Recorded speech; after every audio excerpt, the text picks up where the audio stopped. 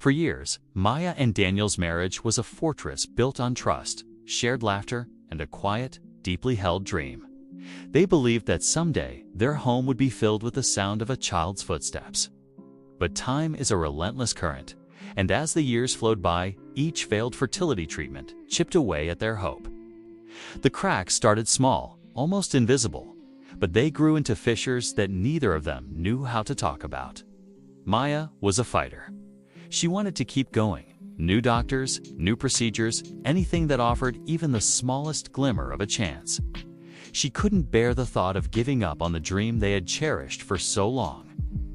But Daniel, watching her endure the physical toll and the emotional roller coaster, felt his own hope fraying.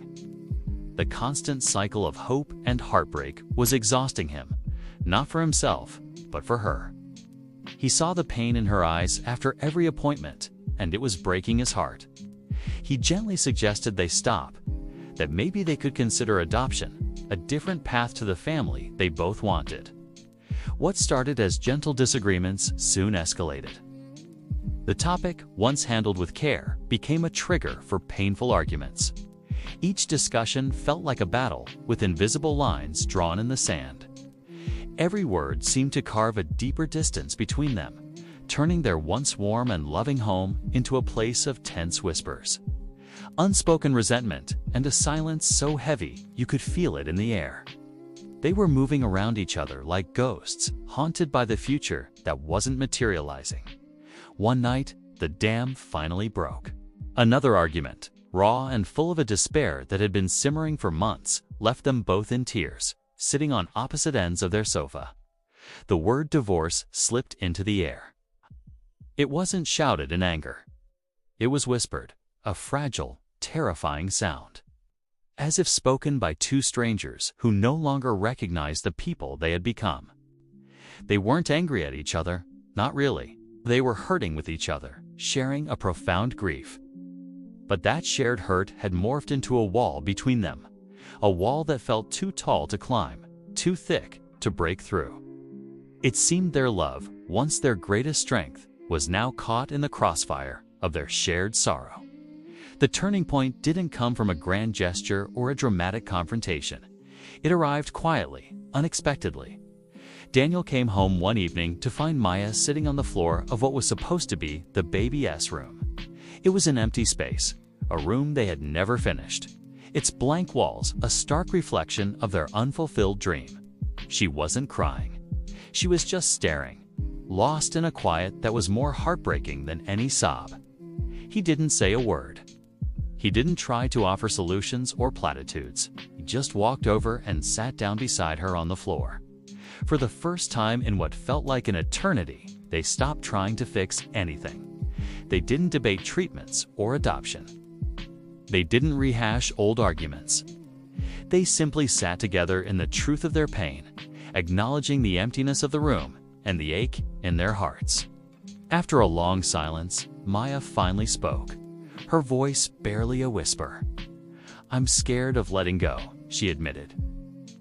"It feels like failing. Like I'm failing you, failing us." Daniel turned to her. His own voice soft and full of a vulnerability he hadn't shown in months. "I'm scared of losing you while we keep trying," he replied. "That's what scares me more than anything." That single moment of shared honesty cracked something open. Not their marriage, but their hearts. They finally saw past their individual pain to the shared fear underneath. They realized they were fighting the wrong battle. The enemy wasn't infertility. It was the isolation it had created between them. They decided to seek counseling, not to choose a path, but to learn how to walk together again. They needed to find their way back to being a team, instead of two individuals pulling in opposite directions. Slowly, painstakingly, they rediscovered how to talk without fear and how to listen without defense. They learned that their feelings, Maya's need to keep fighting, Daniel's need to protect her, both came from a place of deep love. They just needed to learn how to hear that love again. A year later, Maya and Daniel made a decision. It wasn't a compromise or a concession. It was a choice they made together. They decided to stop the treatments and begin the long, hopeful journey toward adoption. This time, it felt right. Not because one had persuaded the other, but because they had finally reached the same place, hand in hand. They understood that a family is built from love, not from pressure or pain. Their path had changed, but their promise to walk it side by side had been reforged, stronger than ever. In the end, their story is a powerful reminder. It's a testament to the fact that love doesn't just survive when things are easy. Sometimes, love endures because the people holding it refuse to give up on each other, especially when hope feels fragile and the road ahead is uncertain. They learned that the true foundation of their marriage wasn't a shared dream for the future, but their unwavering commitment to face whatever came their way, together.